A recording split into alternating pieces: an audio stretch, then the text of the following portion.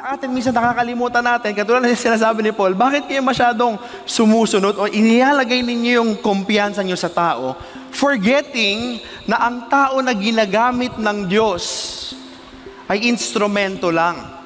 Mag-ingat ho tayo. Especially doon sa mga fina-follow natin na tao, wala namang masama na i-appreciate nyo sila o sundan o pakinggan lagi yung mga tinuturo. Pero wag naman sana darating sa pagkakataon na mas importante na yung sinasabi nila kaysa sinasabi ng Bible. Kaysa sinasabi ng Diyos. Na minsan, we try to associate ourselves para lang masabing, eto ako, eto yung alam ko, kasi ito yung mga binabasa ko.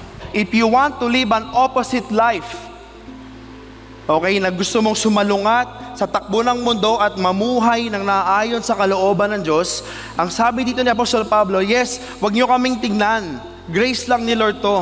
But make sure you want to build your life on a foundation. Make sure na ang pundasyon ng buhay mo si Jesucristo.